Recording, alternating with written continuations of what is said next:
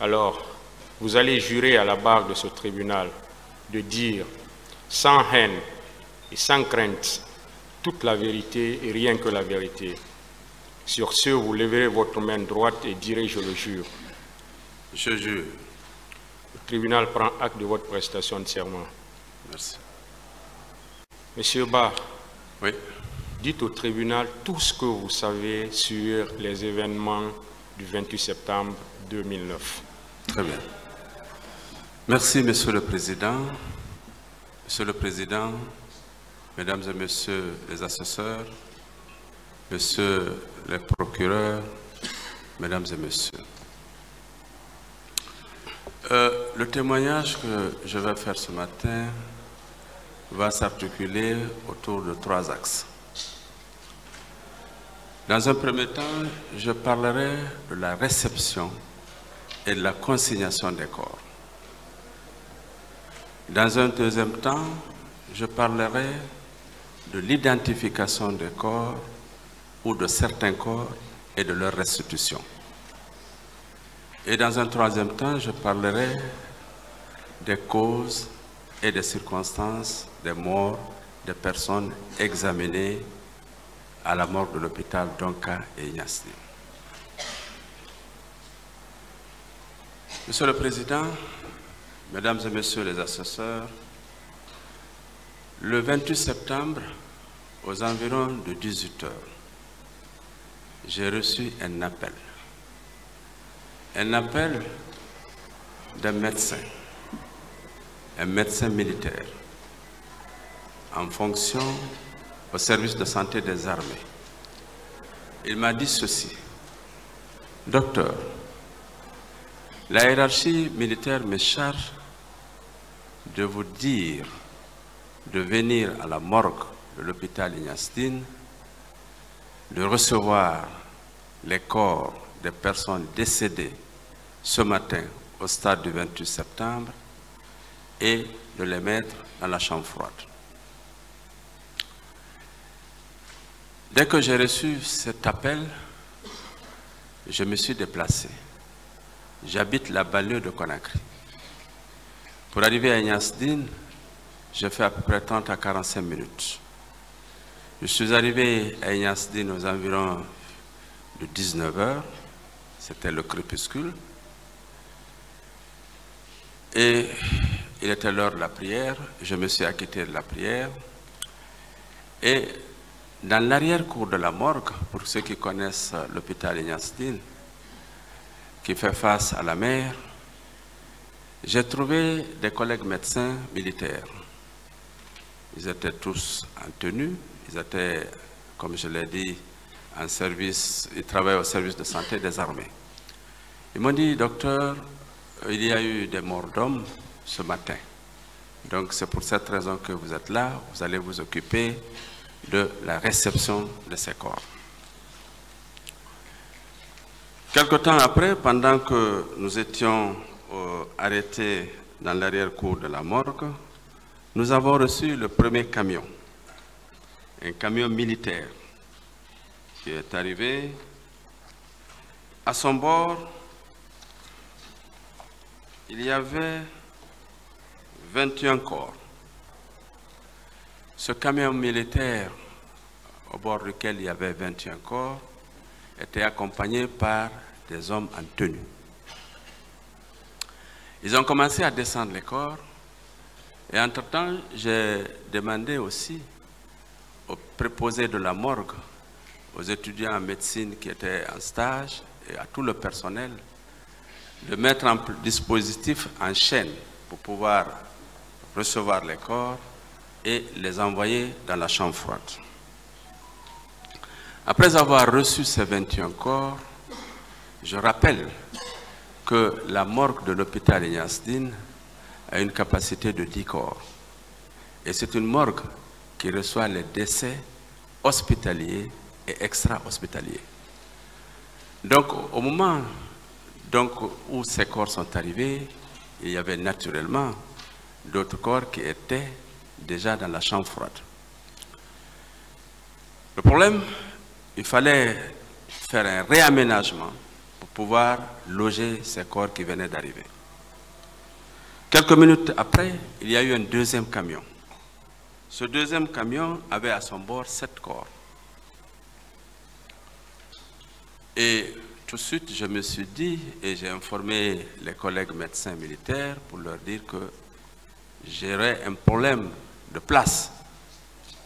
Pour une capacité de 10 corps, j'ai déjà 21 plus 7, ça fait 28, plus les corps qui étaient là, ça me pose un problème.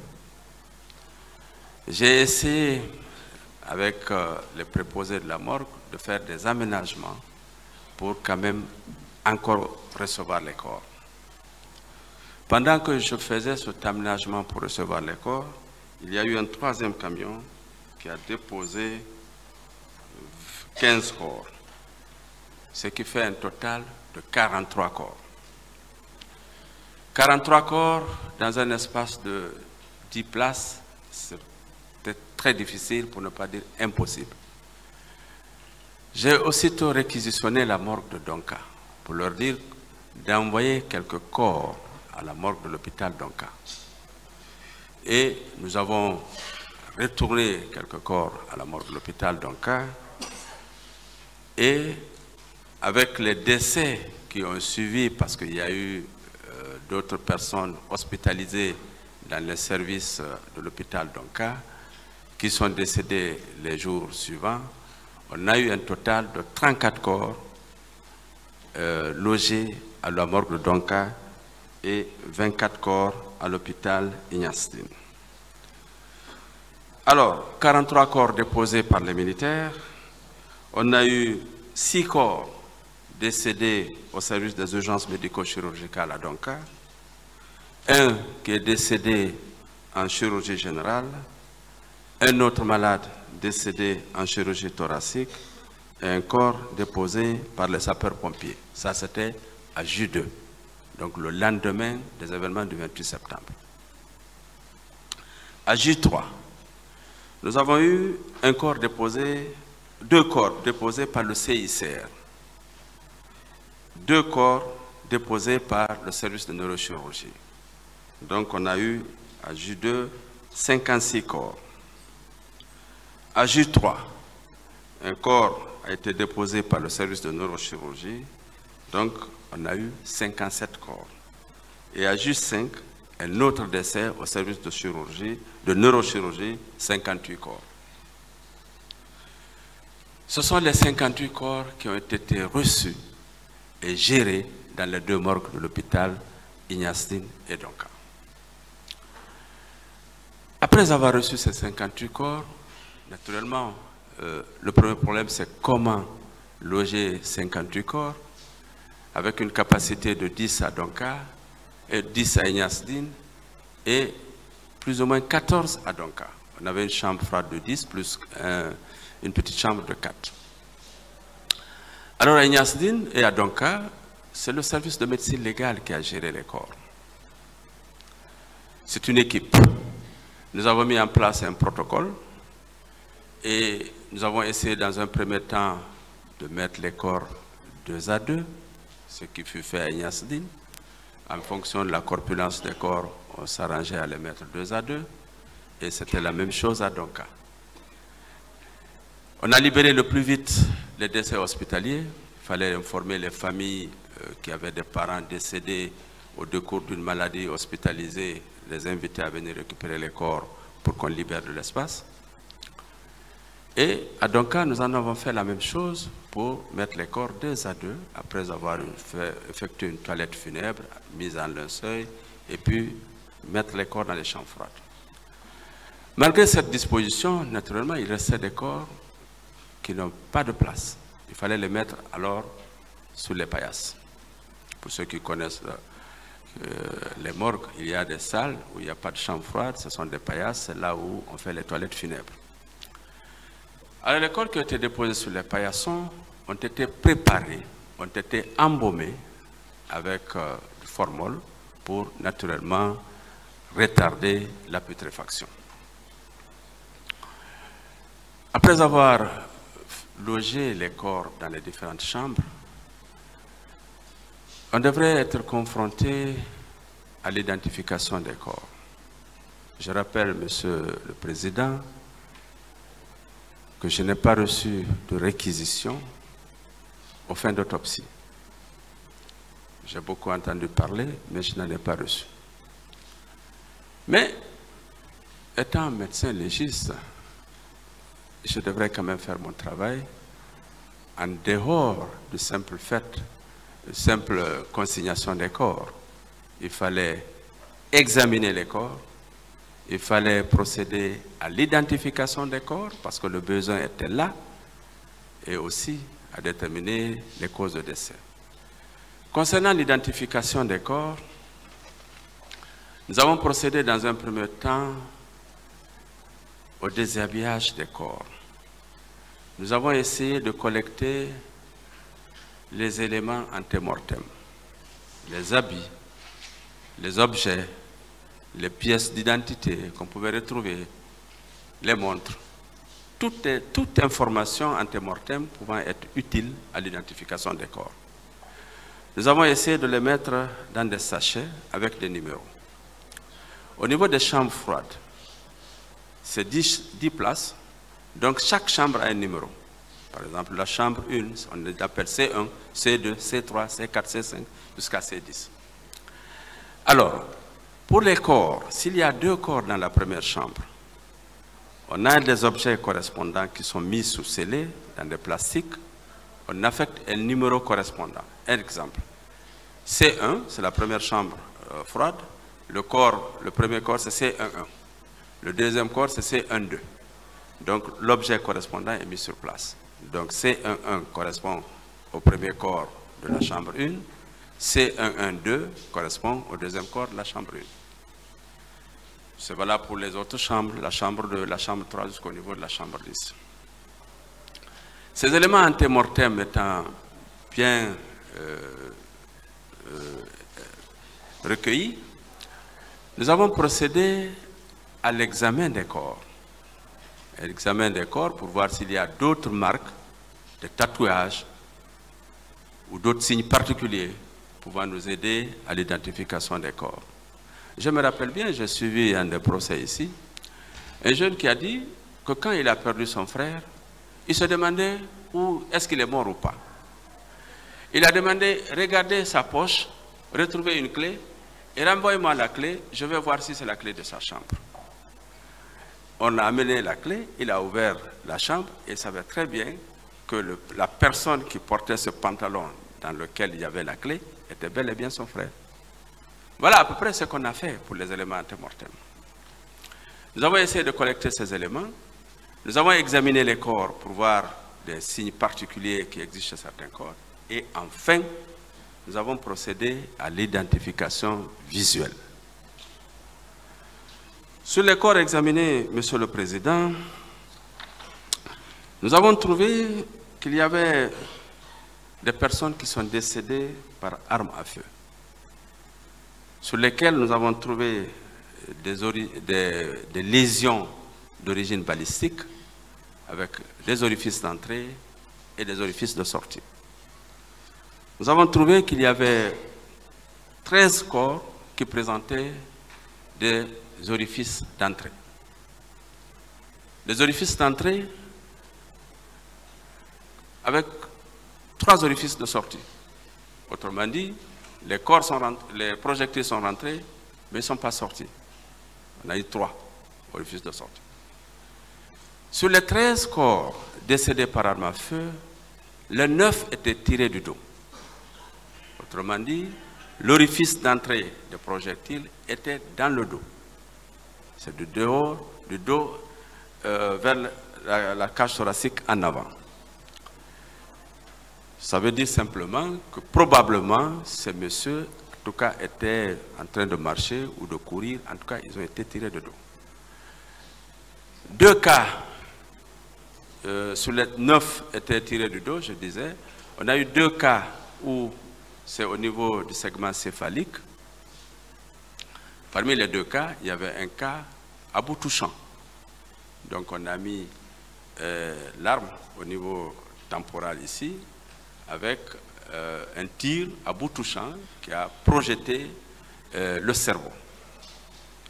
On a eu 2 au niveau de l'abdomen avec éviscération et hémorragie abondante.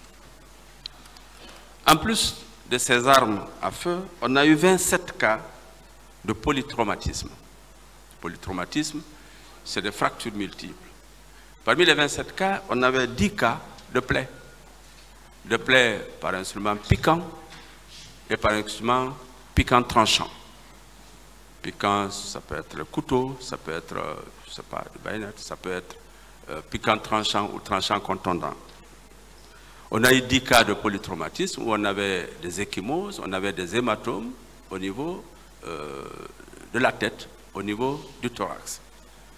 Il faut retenir que la plupart des lésions qu'on a observées sont des lésions qui sont localisées au niveau du segment céphalique et du thorax, qui sont, comme vous le savez, Monsieur le Président, des segments mortels.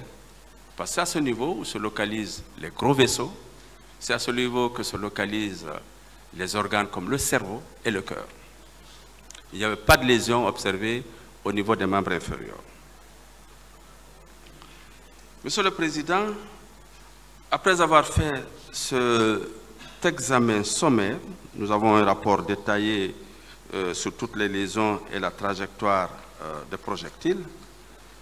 Nous avons, comme je vous le disais, identifié certains corps. Nous avons pris soin de, je vais vous donner leur nom. Vous avez Bari Amadou Diarouga, 21 ans, c'est un élève. Il est décédé au stade du 28 septembre, le 28 même.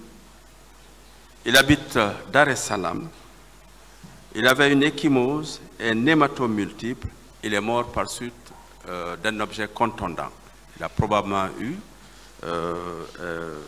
un coup par objet contondant, je ne saurais pas dire lequel, au niveau de la tête. Diallo Boubacar Sidi, il a 31 ans, c'est un commerçant. Il est mort au stade le 28 septembre. Il habite Amdalaï 2. Il avait également des hématomes au niveau de la région temporale gauche, également provoqués par des instruments contondants. Vous avez Bamamadou Aliou, il a 44 ans. C'est un taulier peintre. Il habite Afia. Il avait une plaie transfixiante au niveau du flanc droit, de l'abdomen, avec un orifice d'entrée à la face postérieure et un orifice de sortie à la face antérieure, avec une fracture de la 12e côte à droite. Il est mort par une lésion par arme à feu. Bari Al-Gassimou, il a 32 ans, c'est un vendeur, il habite Koloma 2, il est également mort par suite d'une plaie transfixiante par arme blanche et une autre plaie par arme à feu.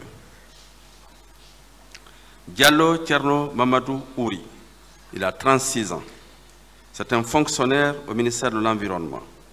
Il est mort au stade, il habite Koloma 2, il avait un polytraumatisme puis une fracture du crâne.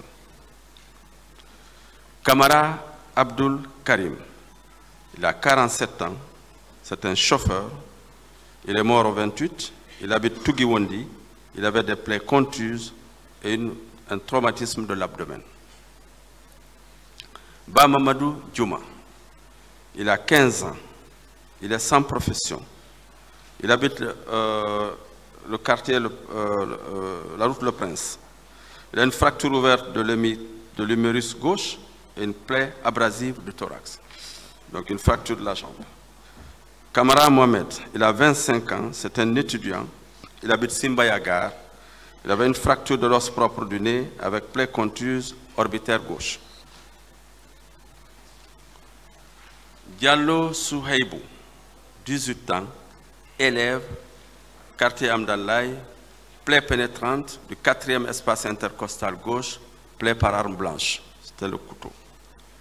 Baldé Mamadou Bobo, il a 38 ans, c'est un chauffeur, il habite Koza, il a une plaie contuse au niveau de la région frontale, arme blanche.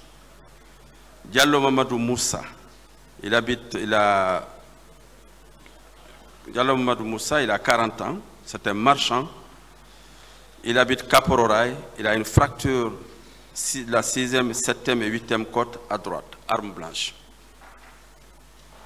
Ba Elhaj Ibrahima Sori, 68 ans, marchand. Il habite Komandaya. Il avait une contusion du thorax avec échymose de l'abdomen. Bari Tierno Mikailou, il a 60 ans. C'est un marchand. Il habite Carrière, secteur 4, secteur 5. Il avait une plaie profonde, linéaire de la face latérale gauche du thorax. C'est une plaie par arme blanche. Diallo Mamadou Djouma, il est 17 ans. Il est mécanicien. Il habite Koloma. Il a une contusion et échymose de la région thoracique gauche, plaie par arme blanche. Bari Alpha Amadou, il a 19 ans, contusion abdominale, il habite Afia Minière, contusion abdominale, contusion thoracique, plaie par arme à feu. Diallo Boubacar, 27 ans, mécanicien, il habite Dar es Salaam, il est mort par asphyxie mécanique, privation d'oxygène. Peut être lié soit à une compression directe ou à la présence dans un endroit exigu où il a manqué d'oxygène. Balde Asmiou, 25 ans, élève, solo primo, asphyxie mécanique. Diallo Amadou, 14 ans, élève, concasseur, asphyxie mécanique. Diallo Ousmane, 15 ans, élève, il est mort, je vois, à l'hôpital d'Onka, je crois qu'il était hospitalisé. Il est mort le 39e mars 2009.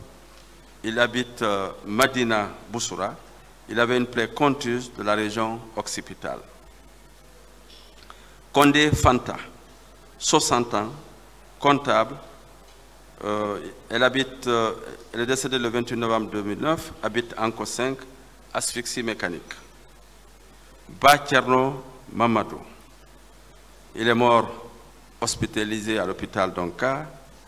Il avait une plaie transfixiante de l'hémithorax droit avec un orifice d'entrée au niveau de la clavicule, mort par arme à feu. So Mamadou, il est mort à l'hôpital d'Onka le 28 septembre 2009, hospitalisé. Il avait également une plaie pénétrante de la région scapulaire, orifice d'entrée, hémithorax au niveau du thorax gauche.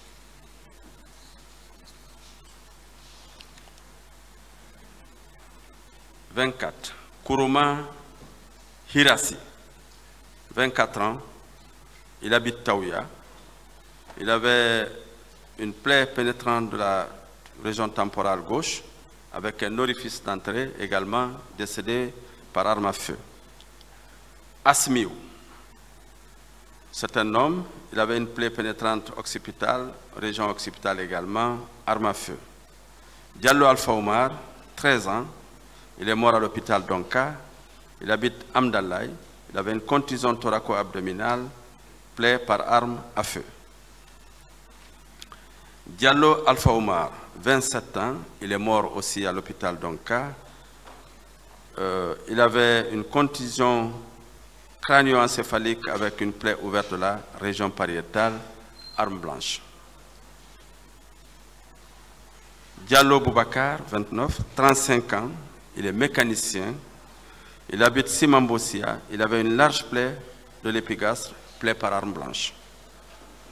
Bari Mamadou Saliou, 30 ans, il est boulanger, il habite Koza, il avait une plaie contuse de la région temporale, plaie provoquée par une arme blanche. Ba Amadou Toubou, 59 ans, il est marchand. Il habite Amdalaï, il est mort par une plaie contuse au niveau de la région crânienne et du thorax, plaie par arme blanche. Monsieur le Président, ce sont les 31 corps qui ont été formellement identifiés et restitués à la famille. Parmi ces corps, il y en avait qui n'ont pas été identifiés. Ces corps qui n'ont pas été identifiés ont fait également l'objet d'une expertise médico-légale pour déterminer les lésions rencontrées, également les causes de décès. Alors, lorsque nous avons fini d'examiner ces corps, les corps non identifiés sont toujours restés dans la chambre froide. Beaucoup ici ont dit qu'il y a eu une commission de restitution des corps. Oui. Cette commission de restitution des corps a été présidée par l'ancien ministre de la Ligue islamique. Et j'étais en contact avec cette commission. Chaque fois qu'il fallait restituer un corps qui est formellement identifié, on m'appelait pour me dire telle personne arrive, le corps, parce que les personnes passaient déjà à la morgue pour identifier les corps, et vous pouvez le restituer. Donc nous avons travaillé comme ça. Alors les corps qui sont restés non identifiés, et il était question maintenant d'organiser une identification visuelle pour appeler tout le monde, toutes les personnes qui ont perdu un parent ou une personne, une connaissance, de venir et examiner, revoir encore une dernière fois si toutefois il y a une chance de retrouver son parent disparu. Dans un premier temps, ils ont proposé que cette restitution se fasse à la morgue de l'hôpital Ignace Dine. Par expérience, je leur ai dit qu'il est préférable que ça se passe à la grande mosquée. Parce que par le passé, j'ai quand même eu trop de souvenirs où de simples cas, quelquefois de délinquants, lorsqu'ils sont admis à la morgue, sous l'effet de la colère et tout ça, qu'on est venu quelquefois saccager. Je leur ai dit, c'est un dossier très sensible et je comprends parfaitement la douleur et peut-être la colère d'un parent de victime. Mais pour éviter qu'on soit dans un état où peut-être ils vont venir saccager un peu la mort, on va le faire à la mosquée. On est en majorité des croyants et peut-être ça va sensibiliser un peu. Ce qui fut fait, nous avons envoyé les corps non identifiés qui restaient à Ignace Dine, à la mosquée Faisal, et nous avons demandé également la morgue de l'hôpital Donka qui est plus proche. On a sorti les corps qui se trouvent à la morgue de l'hôpital Donka pour les envoyer à la grande mosquée Faisal. Les corps étaient en linceul. On avait fait ce qui était possible sur le plan de la thanatopraxie, sur le plan des soins des corps, pour faciliter la reconnaissance. Il faut dire tout de suite que la dégradation des corps est un phénomène, est un processus naturel. Tout ce qu'on fait sur les corps, c'est pour retarder cette putréfaction.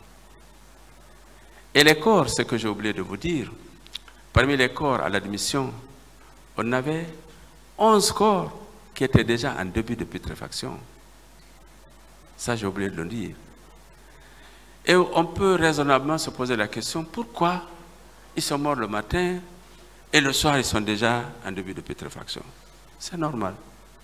Ça dépend, 1, des causes de décès, et 2, des conditions de conservation des corps. Les corps ont été dans des camions, probablement entassés, qui sont restés probablement pendant un long temps sous la chaleur, et la chaleur accélère la putréfaction des corps. Donc, c'est la seule explication que j'ai pour dire que ces corps, pour expliquer pourquoi ces corps étaient en début de putréfaction avant les 36 heures qui sont connues pour le début de putréfaction. Donc, nous avons essayé autant que possible de préparer ces corps, de les mettre sous formol, de faire des soins de thanatopraxie et d'embaumement des corps pour restituer ou faciliter la restitution, restituer de la dignité de ces personnes décédées. Donc les corps ont été exposés à la grande mosquée. On a fait le tour J'étais là, en blouse. J'avais des collègues médecins militaires qui étaient à côté de moi. Il y avait la commission de restitution, les imams, les prêtres, le ministre lui-même, il était là. Ma mission, c'était encore de toujours continuer à veiller à l'état des corps et à aider autant que possible les personnes qui sont à la recherche à l'identification des corps. Je sais que ce n'est pas facile. Nous avons pu identifier certains corps.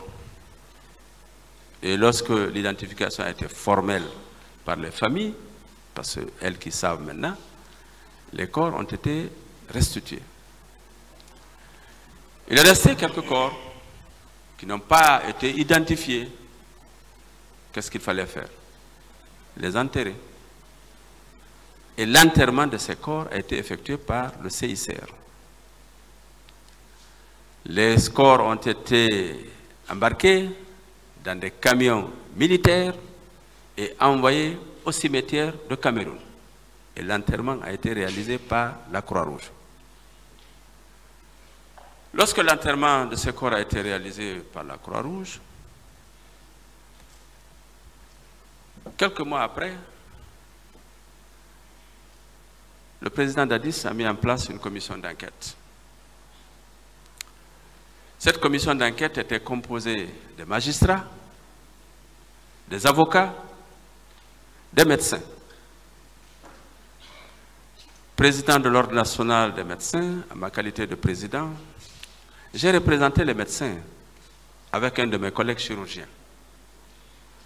Et comme j'étais membre de cette commission d'enquête, je savais très bien que certains corps n'ont pas été identifiés formellement et ils sont enterrés à Cameroun. J'ai proposé à ce qu'on fasse une exhumation de certains corps et demander les personnes qui ont perdu leurs proches de venir. On va prélever le sang, on va prélever les cheveux à la recherche de l'ADN. Parmi ces victimes, ou ces parents de victimes, j'ai suivi Maître Ba. Il a parfaitement raison. Il faisait partie, à travers son frère, des personnes que nous avons fait, qui ont bénéficié de ce prélèvement. Alors, nous avons d'abord fait l'exhumation des corps pour faire une extraction de l'ADN. Il y a des préparations à faire pour qu'on puisse extraire l'ADN. Nous avons suivi le protocole.